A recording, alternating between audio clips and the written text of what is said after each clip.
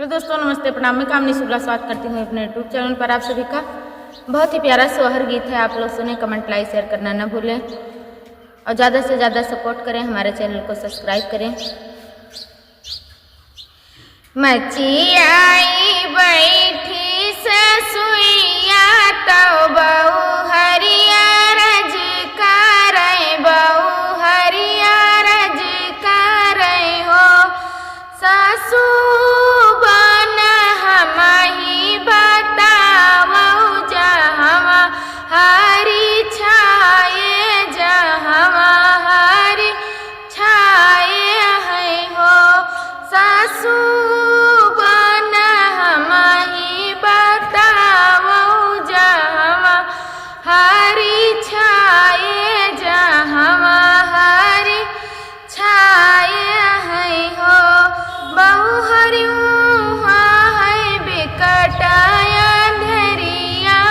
अकेली कैसे जई हूँ, अकेली कैसे जई हो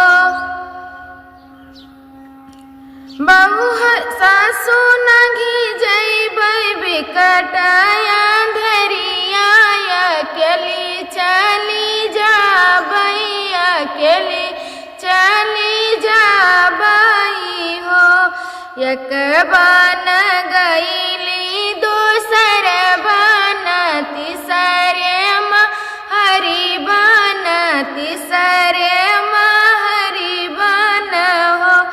हरि खुआलौना चनन केवड़िया, भीतर हम अइबै, भीतर हम अइबै हो। खटिया कई पटिया पुरानी, पुराने बन बीननी, पुरान बध बीननी हो। एहो कुरवा सोवही मालिनिया, बगल जगह नाही, बगल जगह नाही हो। खलवाई खलवारानी जायो यार ऊपर पर घनाही, ऊपर पर घनाही हो।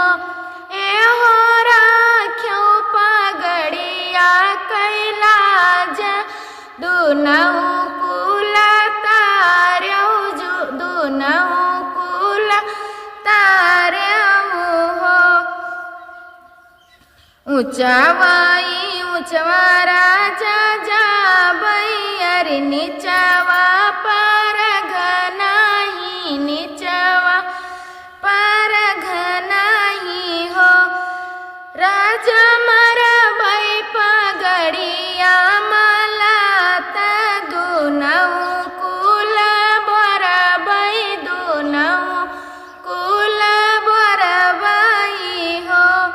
एक बन गईली दूसर बन तीसरे रानी बन, तीसरे रानी बन हो।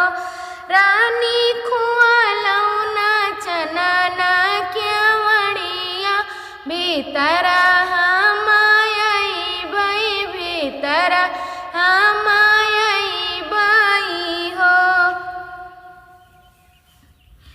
खटिया कई पटिया पुरानी, पुराने बध बीननी, पुराने बध बीननी हो।